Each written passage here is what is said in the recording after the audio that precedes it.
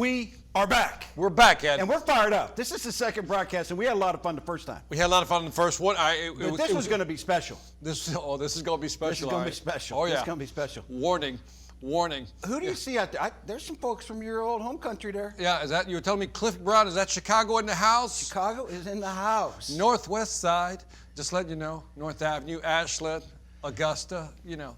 So they got a little killer boot camp going on up there, right? Oh, He do brings they? them together on a pretty regular basis and coaches them up. And Is Chicago doing well, or are they? Yeah, Chicago. No, Chicago. Yeah. All right. Chicago in the house. Way to go. That Way to group is killing represent. it. Way to That represent. group Good for you is guys. killing it. Who else you see? I see Kevin Tinsley. I want to know who's Cornbread. Is that somebody's real name? I want to know. If it's Cornbread, hit me up with the real name in the chat. Has he got his picture up? No, he doesn't have the picture up. He just... Cornbread, turn your camera on. Yeah, and then we got... I think he's in Georgia. Where did this... South Carolina. Okay, this name I don't believe. Logan Gidey. I don't know Logan. Logan Gidey is like, hey, mate. It's Logan Gidey, mate. I see a whole bunch of folks that I just saw this week. Who's that? I see. I was in Texas this week, right earlier. Texas, yep. Penny Salazar. Okay. I see Mike Wilburn. I see. I think I see my man Brandon Cummings. I got something for him later. For Brandon? I got some. We're gonna save that till later because he's gonna get a little schooling. I got something for him later. Run, Brandon, run. I see Johnny Williams, and all I got to say to Johnny is this, Victor. Yeah. Johnny, 4. That's all I got. 4. All right. What else you got? He understands that, right? Because I have no idea. He knows exactly what I'm talking about. Yeah, He we got knows some people and he got set up by his sales manager. His sales manager said, you ought to bring that up in the chat. So, Johnny, you can chalk that up to Mr. Wilburn. He threw you under the bus. And I made a note when I was there in Austin, and I wrote it down. How was Austin, by the way? How did they Austin treat you in Austin? Super cool. Okay. I got treated great down there. Okay. We went down and visited Penny Salazar is doing a pilot with H-E-B, the grocery stores down there. Okay. And we went in and we actually made a presentation, so we strapped a bunch of branch visits around it. Okay. And I just had a... Did anything pop out? Anything impressive? Like beyond the normal? Like anything like ooh ah? No, I mean, the weather was crazy good, right? Okay. I mean, they it was Let's cool, focus, it was Ed. nice. It's business. Let's focus, not weather. Yeah. But I mean, did anything pop out? I mean, Just the culture, the people. Okay. They're pretty happy folks down there. Are they? We got some branches growing. We got branches splitting. We got there's just crazy growth going on down there. We were sitting in one branch that they're converting into another. They're going to make it another one. They're going to open another branch. They're trying to find places to grow. And Wow. When we're growing, right? Love it, man. I mean, just crazy. Anybody else? Great news. No. All right, you're I got somebody I want to call out, but I'll wait till later. I see him right now. Victor takes shots at the West Coast. Yeah, he knows I'm coming for him. He knows I'm coming for him. So I got out there a couple weeks ago and meeting with Kevin Tinsley and Victor and all them cats, and we're sitting in the Vista branch, and they're saying, "Get that Victor cat on the phone. We want to." Was that Roy? We want a Was that piece of Roy? him." Who was it? Oh, Roy was Roy? the ringleader for Roy? sure. Was it? Yeah. He's fist bumping. Yeah. I don't want a fist bump. You ain't getting any fist bump from me. So we did. We put him on. We put him live on FaceTime with the team and had a blast. Right? That was a bum rush. You didn't warn me. You didn't call me. That was like an ambush all the way. Roy was absolutely rude. His team was rude. But then again, that's what I expect from the West Coast: rudeness. I'm just teasing you, man. I'm just teasing. No, a lot of fun. If you want to call out Victor, and maybe we'll get him to FaceTime in with you. We should probably get going. Let's do this, man. Let's get into this. So let me just start and kind of share some company-wide results, for the month of September, because they're really strong. Nice. And again, we Good talked numbers. in the first broadcast. This beat just keeps going on and on and on, and it sounds like I'm a broken record, but this is a great broken record. I wish we could Good keep news breaking never gets old. records. Yeah, good news never gets old, man. September termite sales 9% better than planned, and our plans, as you know, are crazy, stupid, aggressive. I don't know who makes up our plans, but there's guys back in some lab right now figuring out all these plans, and they shake them out, and I get to look at them like these are your bosses, by the way. I know it's all my bosses. It's all their bosses too. And Bosses, they sit in these little, they huddle up in these rooms, and they get on these Teams calls, and all they do is the numbers just keep going up and up and up and up. Remind me again, what was year over year from last year's quota to this year's number? Termite sales? We ran, company-wide, we ran a 27% termite sales increase. Right. And damned if they didn't budget us a 22% increase. Really? Yeah, so you have a great year and you think, whew. Okay, I can relax. Pressure's off a little bit, they're laying it on. Gotcha. So these masterminds and these evil wizards are creating these plans now. We're gonna have to load the wagon again. Yeah, so I've been there. So man. our pros got to keep after it. I've been there. I guess that's the curse of doing well consistently. Yeah. Year over year over year. Quotas always go up. They're like anti-gravity or Just something. nuts. We're 27% increase the last year for the month of September. Again, Nice. it remains the same. couple of things that are really cool. Our average price company-wide was up 17%. So we're getting more money for our sales, which is always good. That's amazing. You know, we made some adjustments to the rate card. We picked them up a little bit to account for some of the increased cost of supplies, right? Like the insulation. You know, we keep getting spikes and, you know. What was the differential between the increased rate card and like the 17%? You know, figure to the wind. You keep asking me all these data questions. Yeah, that sorry. we don't have that I just like capacity. data, man. We Like just 5 go out there and put it on the All right, board sorry. and get it worked. So, Yeah. so we'll It's leave it the at nerd that. in me, man. I like data. I love numbers. Something really cool though, our average inspector across the country, the average monthly inspector is up to 30. This is all the groups in. This is about 750 of them. They're averaging $37,843 in monthly production. Which any way you skin it, you know, 14% commission, that kind of thing. You're looking at the average Orkin salesperson makes $6,000 to $7,000 a month residentially. Yeah. I mean, just That's massive. and you know, obviously there's some Good guys numbers, that are Great killing numbers. it even bigger. Yeah. You want to know how we're doing profit-wise? Yeah. Bottom line is bottom line. This is a really cool thing. So our earnings report came out yesterday. And Mr. Rollins and the new CFO and Mr. Wilson and Mr. Galoff got on the call with all the stock folks out there. Our stock is up today. It jumped up 10% yesterday. And it's continuing to climb. It is darn near at an all-time high. I mean, I'll just check it right now and live check-in on the stock. It's sitting right now at $40.64 on Tuesday. So what was the deal then? You had a deal about a month ago. Oh, yeah. So if you didn't that? take advantage of it when we had the open enrollment, Yeah. you know, so we changed the way that the employees could buy stock. Usually you could just buy stock and not pay the fees. Right.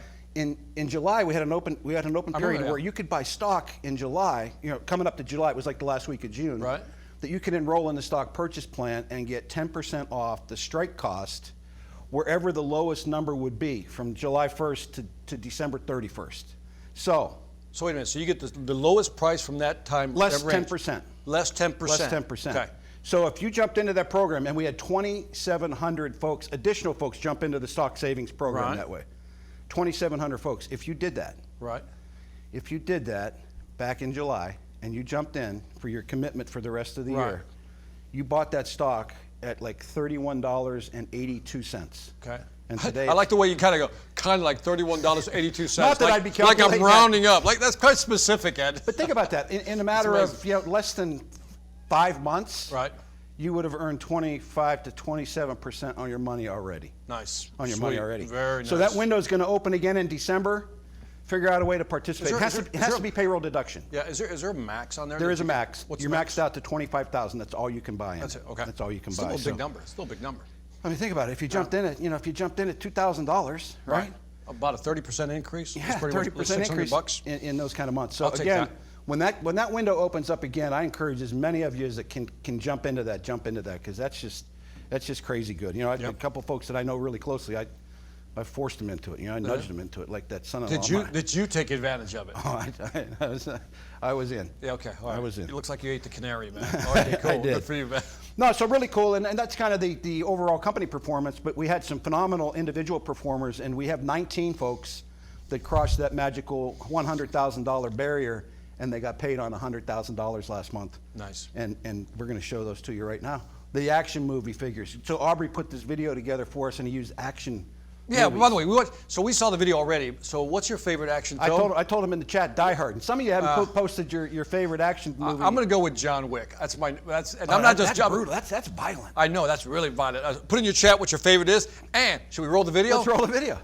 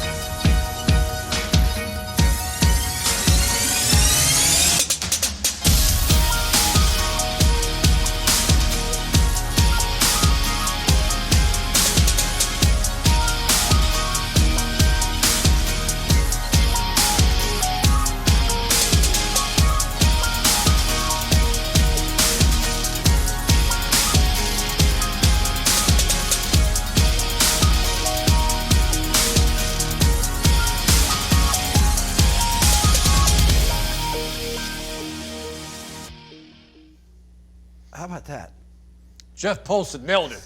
Way to go, Jeff. Way to go, Jeff. $205,000.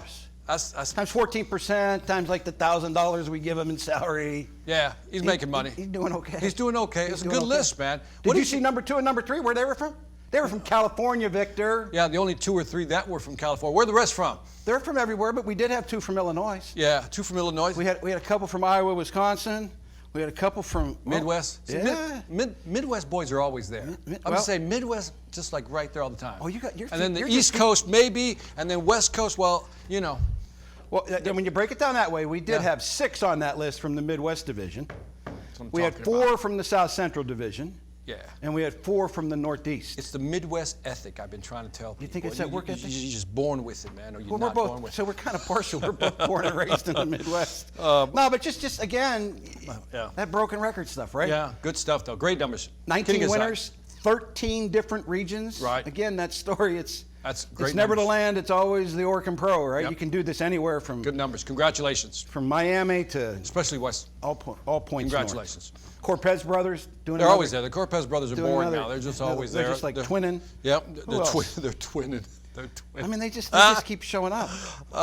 Yeah, great Ivan- numbers. Ivan and By the way, Marco- what are the bonuses on this one? Are they like little Yeah, there were spiffies? bonuses on this. And Let's so the talk one about- broadcast that I've been teasing it out for the commercial folks. Yeah. And the one I haven't figured it out yet what we owe you, but if you made the list at 100,000, the broadcast that I announced it on, I don't think it was this one because this is the one we Yeah. recorded.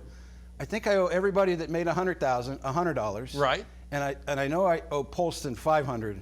I'm not sure what I did for 150. See, that's but what I'm I'll saying. Sort that out. I'm looking out for you guys because he was giving commercial more money, more spiffies. I'm looking out for you. So wait a minute, what about my residential folks? So it's like, let's keep it up. Let's keep it right there, Ed. We will figure that out, and I'll have those gift looking cards. out for you. Your Amazon gift cards in your email box either tonight or first Yeah. thing in the morning. Yeah. Just super outstanding. And by the way, stuff, something Kevin Tinsley gave Ivan a big high five. SoCal represented, well done. As far as movie, Tombstone, Johnny Ringo. I like that name, right? Amen. Remember that line? It was Johnny Ringo. It looked Amen. like somebody just walked over your grave. I'll be your huckleberry. Is that just me watching too many movies? Yeah, I don't watch many movies. That's the I trouble. love get these. into. All right, Peter put in Black Adam. Really? That's brand new, right? By the way, Stormy, please kick Peter Barrera off this chat. Just Why? kick him off. Black Adam. Are you not a rock fan? I'm a rock fan, but I mean, we're talking serious movies here. Come on, man. Great numbers, man. That's Great not and nice. great. That's not nice. Great suggestions, man. Let's do this. Mad Max, Mel Gibson. I just saw that Rambo, one. Mad Max. Wow. Way So back. we promised you we were going to talk about this. We're going to talk about block and objections. Kind of Yep. Victor's calling card, I guess, or Yep. with the sales influence. Really, the first thing that really attracted, Yeah, that's a big it brought you into the Orkin family. 10, Yeah. 12 years ago Yeah. was kind of the premise of that, and that's how you amazing. block objections. And Always blows me away. It's been that long, huh? yeah, it really has. Wow. It really Wow, has. And where I found you on YouTube, Yep. and we went off and we're running from there. Very cool. There's some thoughts on blocking objections that I want to share with you, and I don't think you want to block objections all the time, right? I think you got to make sure, you certainly don't want to block an objection that's not going to come up. And like we talked about in the first broadcast, if you're a commercial seller, you're going to have a price objection. It's going to happen because you're going to be out calling on business. They're going to have somebody already. The likelihood of us being more expensive is going to be there. But as a residential seller, particularly this time of year, I don't know that we face a whole lot of price objections when we're in creative season. And primarily what they do is we go out, these folks, these guys and gals go out and they visit current customers. They either visit pest control customers or they go out and they talk to re-inspections. Folks that are current Orkin customers. Correct. I would guess that 75% of the business that we sell creatively is sold to folks that are already customers. Right. So they're not Is it necessarily that big? 75%? Oh yeah.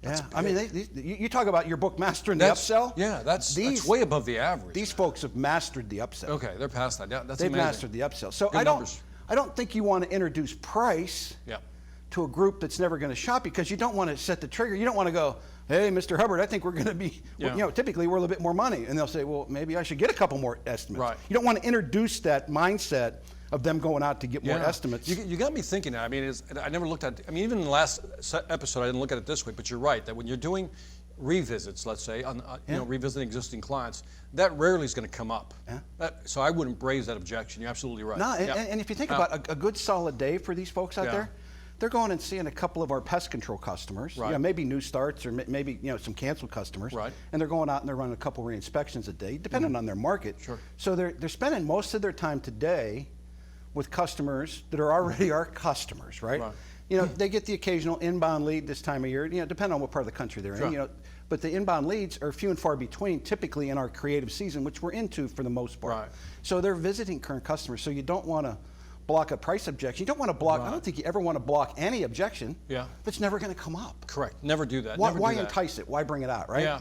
Can I ask you a data question? Because I think it's really important. I think it's like I just love appreciating numbers. You just said 75% are revisiting and upsells, right? That's kind of a Okay, rough no, guess. But I think if anybody has anything different, put it in the chat. No, I mean it's a rough swag. And when you said that the year over year, or month over year from last month to this year, is 27%. What portion would you attribute to that as far as new business versus upsell business? So a lot of what these folks are doing is they're going out and they're visiting what are new customers that are sold into call centers. So the inbound phone calls, we sell them pest control over the phone. We go tell them we're going to come out and take care of their ants or their roaches so that's every really other a big month. Part of it. Okay. But then these folks go out and they, hey, Mr. Antoni, I'd like to come out and give you a free home inspection to make sure everything's going good and quality, whatever approach they use. Right. That's where they go out and that's where they make bank. So then you would still say that 27 is still.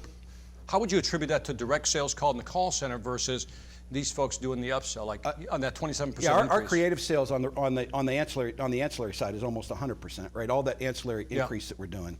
Our termite sales, we get some leads built in there, but these folks don't sell a whole lot of general pest control. So if you pin me down, I would say that 55%, kind of a rough guess of business is stuff that they're generating to current customers. That's big, though. To current customers. I wrote in the book, as you know, Mastering the Upsell, that the one study came out said at most you could increase by 30% with upsell. So if you guys are at 50.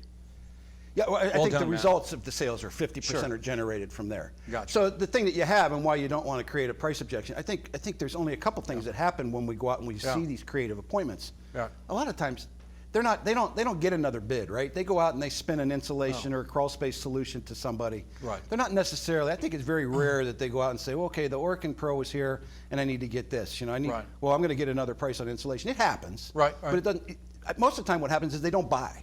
Yeah. So you go back to that same house, and I'm sure a bunch of you have had this story. You go back to that same house next year, and the next year, and the next year, and they still haven't done a darn thing about the insulation. Yep. And the cool stories are when, like, the third inspector goes out there, and he goes out, I go out, and you've been there for 2 years, and you couldn't close it, and I can come walking back in with that contract. Right. Victor, I closed Mrs. Jones on that insulation you tried 2 times. So I think there's a lot to that. And that's interesting, and I think you got to be careful of blocking objections that aren't going to come up. So you don't want to introduce it. You don't want to introduce blocking, overcoming price, because it may, for the most part, a lot of times it's never going to come up. Right. But how do you figure that out? Right. How do you determine whether or not they're shopping? Right. How do you do that? We talked about this, right? It's usually listening for what they're saying. Yeah. Right. I think what are some key phrases that you typically hear that said they're shopping around versus they're not concerned about price. They really just want this done. And I think it happens a whole bunch of times, right? So it could be, whatever you call your first walk up to the door is, you sit. I've always preferred to kind of try to get a few minutes to kind of go through some discovery with them. How long have you folks owned the home, right? To get an idea where they're at. How did you happen to call Orkin? What brought me here, right? Those kind of things. If you're on a lead base. Typically, is this going to be your home forever? Is this your final stop? Have you had any issues with these problems before? And I think when you put those out there, how'd you happen to call us? Well, I looked you up online and I found you. You're one of 3 that are coming. Anybody else coming? I think you have to find out right away. Right. You got to use some tactical Well, we talked about how much do they know? Yeah. How much do they know at the beginning? Because that's great. Share what you just said. So one of the things we talk about is like when somebody, I guess when you meet with somebody, my favorite question, and then you can organize it your way, is that how much research have you done? That's really what you're trying to get a sense of. If they've done a lot of research, they pretty much know what the price is. If they say something like, well, we had this problem at 8 o'clock, by 8:20 you were the first call, that would be a signal to me, Ed, that they haven't probably done a lot of research. Yep. So there's going to have to be some price conditioning going on. Yeah. And we talked about this earlier that, if you look at the beginning of any inspection, right, the beginning here, all the way to the end, let's say that's 1 hour, that the last thing you want to do is drop pricing as you get closer to the close, so to speak. So somewhere along the way, and you have to pick your spot, is that you have to begin to condition them, or at least drop what I call price anchors or price frames to let them know what this is going to cost. So when you get to the, let's call it the 50-minute mark before you close it out at 60, that they kind of know what's coming their way. Yeah, and I think as we move into this, talking about the blocking the objections and blocking price primarily, we're going to talk about. Right. Just understand that it's more on when you're going to be in competition. So if you flush out that you're going to be in competition, so like I said, this time you're 75% of what you're going to do. You don't want to introduce price. You don't want to try to overcome a price objection that in all likelihood may not come up. Correct. But I mean, you can still use the same tactics if it comes up later. Right. When they say, "Oh boy, that's a lot of money. Maybe I'm going to get a couple more estimates," where they had no mindset of it. Because a lot of times when they show up this time of year, you're uncovering issues. You're coming down out of the attic and you're hitting them with an unexpected expense. They didn't think that when you came out to do the follow-up on the pest control or the quality assurance visit or the whole home inspection. Yeah, they weren't thinking that. Yeah, they weren't thinking you're going to come down out of there and say, "Hey, Bubba, I need 20 grand." Right. So I mean, that's a different thing, but it's not necessarily blocking price. Right. It's kind of overcoming some sticker shock there. So right. So think about blocking objections and blocking price objections when you've discovered or uncovered through your conversation and your questioning that they're shopping. That they're going to object. You're the first guy out. Yep. I've got 2 more guys coming. 2 guys were here before you. That kind of thing. Right. I think when we talk about blocking price objection or just objection in general. So this book, if I may, Ed. So this book, Response Block Selling, I wrote this book. I think of all the books I've written, the 14 books I've written, this is still my favorite book because this one actually changed how you can actually reduce a buyer's resistance. Now, there's like 20 plus scripts in there on almost every objection you're going to get. So rule number 1, as Ed's already pointed out, never raise an objection that wasn't there or isn't going to be there, right? Because you're just inserting something into the conversation that's just going to hurt you. Number 2, in the book, I highlight study after study, at least 2 studies at least, where they talk about that once a client raises an objection, declares it, publicly announces it, it's harder to change their mind. In other words, you're going to now go into an explain mode. So blocking objections is basically saying, I'm going to raise the objection because if I raise the objection, I control the conversation and where I want that conversation to go. If the client raises the objection, we've been taught, right, back in the day, 1980, 1990, to overcome objection. But the science is in. It's a done deal. The science is in. If they raise the objection, you're less likely to overcome it. But if you block it, your chances of closing that increase. So what we want to do, Ed, is we want to raise the objection to control it. And in the book, I give you guys a model. It's a very simple model that you can use. And it goes like this. Raise the objection. Let's say you know that there's a price concern. You just kind of sense it based on, let's say, the buying signals, potential buying signals that you're getting. So what I train on is like, look, raise the objection. Many of my clients tell me that price is always an issue when they're dealing with Orca, and that's usually scaring them away. You figure out your verbiage. I'm improvising. Then you move over to offer resolve. I say something like this, but always negates what I just said. But if I can show you that in the long run, we're really not that much more expensive, in fact, probably saving you money, would you be open to it? They're going to say something like, yeah. Then you move into the demo, you show them something, and then the last part is you tie it down. Based on what I've shown you, can you see how over the long run, we're really not that much more expensive. In fact, we're probably saving you money. And everything is in the book laid out. So all they got to do, you know the structure already, Ed. So all they got to do is go through the structure and, again, use your wording. What we emphasized earlier is that you got to imbue your style in these scripts. Absolutely, 100%. Yep. And I just want to kind of just take it back just a couple steps and kind of common practice, as Victor said, is when the price objection comes up, the wall goes up from the customer, and I've seen salespeople do like crazy, stupid stuff, right? I mean, they just get aggressive. They want to jump over the table. Well, what's wrong with my price? What were you expecting to pay? All those defense things, and this eliminates that. Yep. The other thing we need to address and kind of chat through is so it's coming, right? They've told you they had 2 companies out already. Let's use that premise. Yeah. They've had 2 companies out already. They might have 1 more coming, right? So this is an inbound office lead. Let's, for simplicity's sake, let's say it's a termite lead, right? So they know you found out through your little chit chat, and you're marvelous at that walk around. They've had 2 companies already. They got 1 more coming after you, right? So price is going to be an objection because you're an Orkin pro, right? And if price isn't an objection for you, you probably made a mistake, and you better try to slide the contract in underneath the boss's nose because you probably messed up on your rate card. But let's say that you got that, right? You got that understanding. You flush that out that, hey, I'm in competition. I know price is there. I want to get to this before they get to it. Right.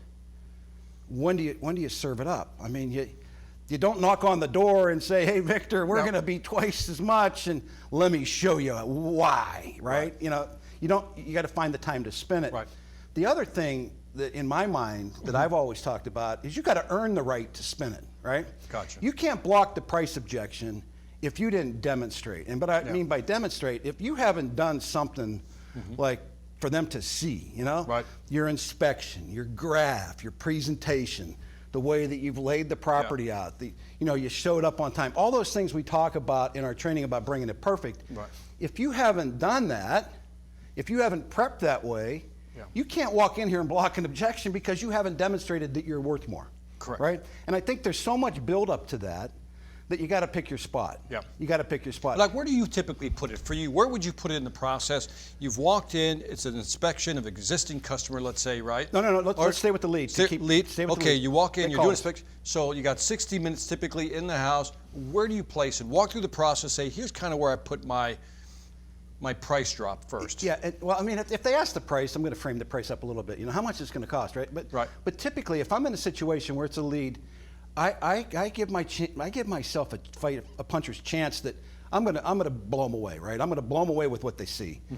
I like, and again, this is all personal preference. In the last chat we had, when would you block the objection? We want you to put that in there. Here's when I typically would do it.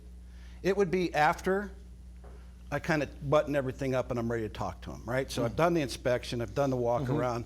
I've asked to come back to the table to put, let me connect the dots, Mr. Customer. I'm going to put your price together. Do you have a table I can do that at? So I drive them to the table. Right. They're going to say, yeah, we can use the dining room table. And what happens is we talked about in a couple other broadcasts, they'll typically follow you. Right. You got to be good at getting your prices together in front of the customers, but I always wanted the customer in front of me. Right. And before I would get into my solutions, I would get into a scenario to where I would say, I would know at that point in time if they've dealt with termites before because I flushed that out. This is the first time dealing with termites. This isn't an easy decision for you. Right. You get one chance to make this right the first time. Right. And I shared a couple of videos last night in the email about using analogies and wedding rings and things like that. But I think it's important that you tee it up right there before you spin into your solutions. Typically, Mr. Victor, we charge a little bit more for this, and hopefully I've demonstrated some difference for you already. And I'm going to share my solution with you at that point in time, and I think you'll see the value of spending a little bit more money today on the largest investment you're ever going to make, your home, and protecting it. You told me you're going to be here. This is your lifetime home. This is your home forever. All the things that come up in the flush out. When you're walking through it. I'm going to share a couple of solutions with you here, and hopefully you'll see the value and spend a little bit more money the first time to last a lifetime. I don't want you to end up like Mr. Victor down the road.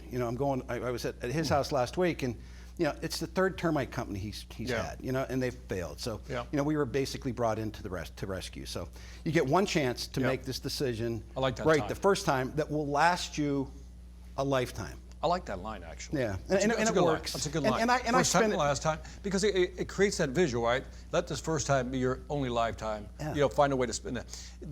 By the way, in the chat, can you guys put in, when do you start bringing up price? Put in your process. Just hit us in the chat here. When do you start bringing up price, or at least mention price?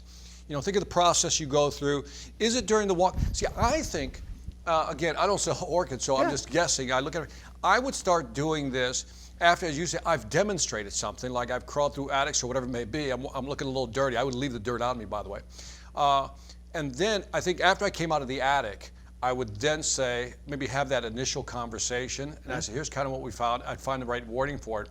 Because they got that look on their face like, what did you find? And what's that going to cost me? Amen. And so I can do it initially. I said, look, here's what I found so far. I don't know the extent, I said, and I know you're wondering. This is why I would say, I know you're wondering, because I can, you can see it in their face. How much is this going to cost? I said, I'm trying to find the best way, and then frame something, that they go, okay. And then let them socialize that for a little bit. So what do you guys do it? iPhone says towards closing, I don't know who you are. B. Cummings says, where'd you go? At the end of the presentation, interesting. Carlos says, when working on the graph, mention it indirectly to get a feel for them. Interesting, I like that. Michael said, I missed that one. After explaining to the customer who we are and what we do. iPad against us, usually in the middle. Anything stand out in these comments? I think it's twofold, right? So, I mean, I think we got two things going on here. We talked in one of the earlier broadcasts about frame and price. Right. I think you got a frame price. Correct. You certainly got a frame price and give them that. You know, I think there were like 25. We're saving these chats, and I'm going to send those out tonight when I get them in my email message, along with the book link. Yeah. But we saw all different kinds of folks. I mean, there were like 20 President's Club folks that were chiming in on the last broadcast, and it was all soup to nuts. Some of them, when I come down out of the attic, I'm going to frame the price. Right. I'm going to frame the price. I'm going to give them somewhere between $8 and $10 per square foot. So I think it's twofold. It's frame and price to get them not wondering, you know, and then block and price to where you explain that you're going to be more money and why. Correct. And it makes and by the sense. way, I'm glad you highlighted that, because by the way, the framing of the price. The reason that's important, I'm highlighting probably what you already know, is that there's that part of the brain, the amygdala, the reptilian brain, that just goes into flight or fight mode, right? Or freeze in this case. And by giving them the frame, you're kind of calming that part of the brain down. You know what I mean? That's really what you're doing. But then to your point, then there's the letting them know, you got to block that objection. We're going to be a little more expensive. Here's why. Amen. So forth and so on. And I think like in creative season that we're in, I think frame and price makes a ton of sense as well, right? Yep. You know, you go out on a PC no TC. You know, they signed up for pest control for $95 every other month, and you just uncovered like $20,000 worth of stuff that they need, right? Yeah. And I think you got to frame that. You really got to frame that. You know, you don't necessarily have to block price on that one, but you got to frame that, because they're sitting there. Man, this cat has been walking around my house and climbing around my house for an hour and a half. Right. What is going on? Can I ask a question to the folks out here? And so, can you tell me how you do it? Do you use do you block up, do you drop pricing? Do you block the objection of pricing, or do you use a framing then blocking strategy? In other words, do you use one of those two strategies? Because I think what you're highlighting is important, right? Yeah. Because sometimes maybe it's good to frame it first, and then as you move through, you get to the kitchen table, right? Yeah. Then you block it there. Yep. Yeah, it's not going to be the cheapest. Here's why. Yep. So it's interesting. What have you seen? Again, you know, the feedback was, Yeah. again, like we always talk, make it your own, figure out your own way to do it. Yeah, your own but style. do it, right? Right. You know, and getting back to talking more in analogies, right? A lot of the stuff that we deal with, particularly on an inbound lead, they've not had much experience with it. Right. You know, I love your question. You know, how much research have you done on this, right? That kind of flushes out. Well, I had 2 or 3 companies out. So you serve that up, and once you know that. But once you get there, right? And you get to that thing, I always like to spin in analogies. And one of the things that we talked about in the first broadcast and was in the video, I always tie it back to the wedding ring, right? Right. You know, I said, you know, you're in a tough spot. It's not easy to make a termite purchase. You know, most cousins, you told me this is the 3rd or 4th home that you folks have bought, and most Americans have bought 10, 12 cars in their lifetime. This is the first time you've dealt with termites. Right. You really get one chance to make this decision the first time that will last you a lifetime. And as crazy as it sounds, Victor, I kind of compare it to picking a spouse. And my wife would not be happy with me saying this, but you know, 39 years ago, I made one decision. I made the right decision the first time that lasted me a lifetime. Right. And again, I'm not comparing, and this is exactly how I say it to customers. I use a lot of humor when I'm talking to people. Right. This is, I like that. I wouldn't say this I like to my that. wife, I and like she doesn't I say it, Send but I this do to recording compare to it your that wife, way. by the way. Go ahead. But I do like that approach. I mean, I see what you're doing. You're diffusing some of the, because when we're talking prices, like it's always a little tense, right? Yeah. And I think that humor, but yet the analogy really ties it into making it has one a decision. 1-2 punch. It has a visual and it has some humor in it. Yeah, and if they've got college kids running around, and you find out that they got college kids. Yeah. You know, I use that one as well too. If they got college kids, I'd be like, you know, it's almost like picking a college with your kids, right? You know, you really get one chance to make the right decision the first time that will last them a lifetime. You know, we had 4 kids in my house, right? You know, one of the girls made a mistake that cost her a lot of money when she didn't make that decision the first time. The other 3 was down the road and smooth. So again, not comparing your position you're in to buy this termite service, but basically just telling you that, you know, take some time. It's worth spending a little Let bit them more do money. it their way. And so again, I want to reemphasize, you do it your way. By the way, a nice question to the follow-up to the how much research have you done? If you get the short answer, I said, well, we've done some. I always say, well, tell me what you found or what you learned.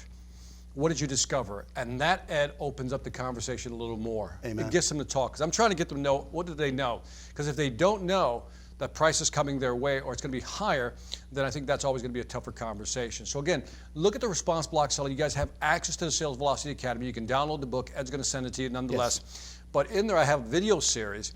And if you don't want to read, just follow the video series. It's very succinct, very short videos. And to me, it is the most valuable course in the Sales Velocity Academy, which is why I keep bringing it up all the time. Yeah, and just again, we're going to capture the chats. I think it's vital. There's a lot of great stuff yeah. in here. Yeah, good stuff in here. You know, I see some Yeah. folks talking about building trust. You know, Yep. I'll just it's Racktober, right? So let me Yeah. tell you how you build trust. You just tell that customer they got 90 days to pay, and they pay when they are completely satisfied with the service and the results that service renders. Yeah. Handshake isn't what it used to be. You're going to pay us when you are completely Right. happy. You want to talk about building trust? I'm not saying you don't No. say you don't have to trust me, Mr. Burke, but I'm telling you one thing: you're going to be happy before you give us a nickel. And what I like about that, we talked about this earlier, but I'm going to give you a different twist on it. So there was a study done by a company called Tether. Tether looked at 2.5 million calls. And aside from what we talked about this morning with the other group, that they want radical candor, which is being very direct, the other thing they talked about, it was de-risking. Yeah. De-risking the actual deal, right? And when you just said that the 90-day, you don't pay us, da-da-da, you know, whatever, rack, so forth and so on, or put it on your credit card, that right there is de-risking the deal, and that moves the deal forward. It gets it unstuck is what they found. And again, the data is based on 2.5 million calls. It's not my opinion, it's not Ed's opinion, it's what the data is showing. Amen. Yep. Amen. And speaking about rack and blocking objections, so Mike Markham, who's a perennial Chairman's Club guy, goes to the rack trip every year. You know, if you didn't check out his screen recording yet, and I'm going to talk about that here in a minute, but his screen recording, he obviously, Victor, had been served up, I want to use the credit card to get my airline miles. Yeah. So inside that screen recording, if you didn't see the subtle way that he blocked the credit card pay, it was crazy. It was the perfect scenario where he went out to the mom and dad's house, and the decision maker, his son, was out in California, so he did the screen recording and sent it over to him. And he just, if you listen to it, and it's like perfect. He says, Did you send it out to these "Oh guys? yeah, I sent it out." Okay. But none of them ever watch my stuff. But Come on. that's another story. Okay, now they're going to watch it. Go ahead. Yeah, we'll see. But we're going to talk about that in a second. So what he builds in there, he says, a lot of my customers, mom and dad, they want to get the airline miles on their credit card. But the coolest thing about that is we can do both. We're going to defer your payment for 90 days, make sure that mom and dad are completely happy. I'll have a chance to come back out and check the job myself. Right. And then you can put it on the credit card, and mom and dad can get their flight miles to go visit you. So it's come up enough in his travels of 10 years of crazy plus success that he just blocks it right up front. I love that, He man. takes it I right love off the table. By the way, and the fact that we talked about this offline is that the airline tickets are just going nuts. So Yeah. if I can get some point, I have a Delta card. Yeah. So I'm always putting stuff on the Delta card here. just to get the miles. Yeah.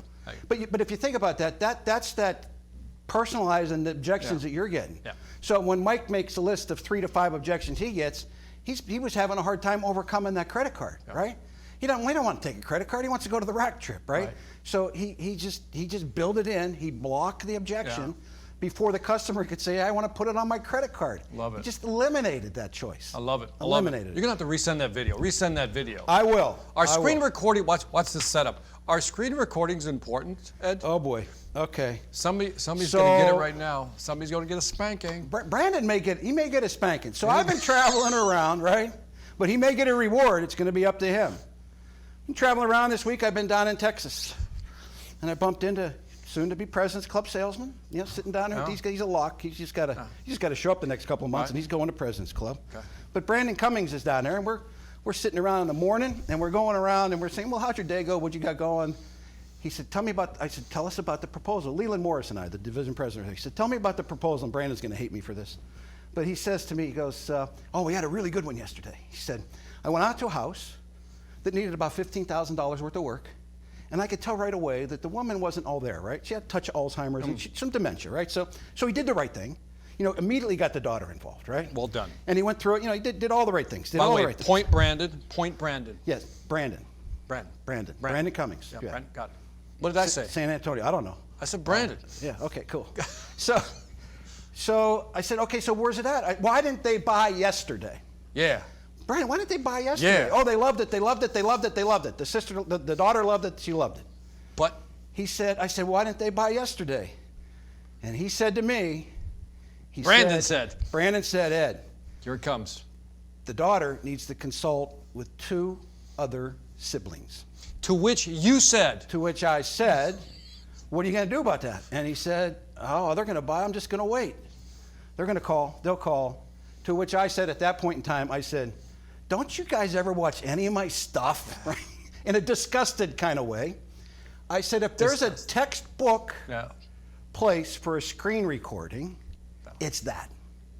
So why don't you, Brandon, put a screen recording together for the daughter that was present? Yep. Go over all your graph, all the stuff that you did for the daughter that they were digging, and told her, hey, I'll call her Susie. Hey, Susie, I wanted to share this with you. This is the results of my inspection. This is the stuff that I shared with you. Here's an 8-minute recording on what we talked about that you can share with your siblings to help make that decision. I think that's brilliant, man. I'm I sure do Brandon too. did that. Now, Brandon said he was going to do it. Yeah. Brandon, if you did it, you're on this broadcast. I saw you out there. If you did it and you send me that screen recording within 5 minutes 2 minutes. of that house, I will send you a $500 Amazon gift card. Dang. Brandon, calling him out. When we were in, and I'm not calling him out, it's purposeful, and he gets it. He's a student of the game. He's really involved in sales. I'm still going to mess with him. I know. don't care. I know. But, Go ahead. But if there's a couple tools, you know, first was the iPad 12 years ago, right? I mean, I thought it was a complete game changer. You know, we went through the Lenzo, we went through all those, you know, screen recording videos. But when this iPad screen recording came out, I don't put a lot of hyperboil into stuff. This is a game changer. This screen recording for all these scenarios, you know, elderly, you know, one-leggers if you get stuck doing them, you know, decisions made elsewhere. Corporate decision is made in LA and I'm in San Diego. Corporate decision is made in New York and I'm sitting in Kansas, right? Using that tool to share everything that you just whiz-banged and blew them away with locally, where it's got to go somewhere else. That has got to be the best. I'm not being nice to you. Really, when you said it this morning, I was like, that has got to be the best response to because there's two objections that are just like the bane of our existence in sales. Let me think about it. Let me talk to X, right? Deferring to some other authority, right? So let me think about it. You can we talked about how you can drill down and get to an answer. But the let me think about it is always difficult. I mean, let me talk to my X, fill in the blank. And that right there really does kind of bring everybody else into the picture. Absolutely. You know, and that's why I love that approach. I genuinely love that approach. I've never heard anybody do that. I think that's brilliant. The other thing that it helps on too, when you get into these competitive situations, when they're getting bids, think, you know, so they tell you, oh, I got one more guy coming tomorrow. What if you did that? And hey, Victor, I just wanted you to have a summary of what we talked about today. Yeah. And you sent it to him that night after you left there. Yeah. You think that other company has a snowball's chance, and you know where to get beaten that? But that'll keep you top of mind. Absolutely. Even if you're in a competitive bid. What I also like about it is that, you know, it makes it more personal. Yeah. And for those of you who are thinking, maybe I can't use that, because I was talking to a gentleman from Corporate Visions, Tim Reister. They study why people, you know, resist virtual engagement. There's a lot of people are afraid to get on the camera, right? And I'm telling you right now, it has nothing to do with how you look. Yeah. You look fine, okay? I mean, just don't roll out of bed and just start talking on the screen, but you look just fine. What they really want is the content, and that's what you can really do with this tool. Amen. And just zip it over there real quick, man. I love that idea. Amen. And you take a little bit of practice. Doesn't take much to get really good at it. And again, it's your story that you can send out there. So. By the way, I want to hit me with a 1. Hit us with a 1 here on the chat if you've actually used video to do a follow-up like that. When somebody says, let me think, I got to get back to you, talk to my cousin, talk to my uncle. Hit me with a 1 if you've actually done that. The other piece that comes in too, and I know we're pushing time, but a lot of times we try to get them on FaceTime, we try to get them on Zoom, we try to get them on Teams, you know, try to do a meeting with the group that way. Oftentimes you're not going to be able to do that. And the one that always comes back to haunt me is like a condo association when you got a big termite proposal or a big proposal. And you know, you meet with 1 or 2 of the chair people, right? And maybe the guy that's kind of... And they're all decision makers, and they're all, I got to take it to the board, and they'll never let you go, right? They're not going to let a sales guy go in. How about if I did this for you, Victor? How about if I made your guys' job a little easier to tell our story? I'm going to send you a short little video that you can share with all the members and let them help make the decision. It's a way of just like, in a positive way, you're handicapping your champion. So look, just show them the video. You have to explain it, just show them the video. I love it. No a lot of people actually do the, nice. Good for you guys. Good for you guys. I think it's a powerful tool. B. Cummings says, so the result. Oh, you got a meeting with them. Son called me an hour after that convo with Ed, and we have a meeting with the. There. Okay, so he brought them all together. Oh, Brandon's back. But he's back in the tent. He's still not getting the 500. Oh. All right, let's give him 100 if he closes the deal at least. He didn't close it yet. If he closes it, I'll give him 100. All right, there you go. Brandon, I'll give looking him out 100. for you, man. Hey, all right, cool. Let's get out of here. All right, just wrapping up. One thing, just one real short kind of update. You know, you got about 9.5 weeks left to punch your ticket to New Orleans for President's Club. Just want to remind it. I would love for 100 people to get out there. You know, the goals, let me remind you of the goals. The goals to get there is $675,000 of started, completed business. Not sold. You got to get it worked. So there's every year we get somebody that misses it by like $1,000, and it's just crazy. You know, it's just painful. Shouldn't happen that way. The other big goal that we got a lot of people tracking for is to get that. We talked about the gold cashmere Chairman's Club jacket. Okay, right? can we have a picture of that on the next one? We'll get a picture of that on the next I want one. a picture of that one next one. To get that gold jacket, and my boy Roy's out there, he'll be bumping. Yeah. He got a whole bunch of them gold jackets. Roy? To get that gold jacket, you got to get to $950,000 in started business. And typically we get, you know, a dozen or so of those folks. We got a chance of putting 20 people in gold cashmere jackets. I got a question. Yeah. I didn't ask you last time, but I'm going to ask you now. Why 950? Why not a round million? Well, they would, if I put it to $1 million, they'd say, man, this is getting really high. They're like $50,000 away. Make them work harder for that cashmere. $1 million jacket. Call it the $1 million jacket. He's giving away gift cards and he's nice and he's raising your goals. There That's you go. not fair. That's not fair. By the way, hope they get it, man. Amen. Amen. That's all we got. That's all we got. When that stock thing comes around, jump into that bad boy. Take advantage of that. I mean, that's like free money. That's And I'm no financial advisor. yeah. No. But You have to say that. But great job, guys. The numbers are great. Fantastic Appreciate it. numbers. Thank you all. All right. Take care, guys.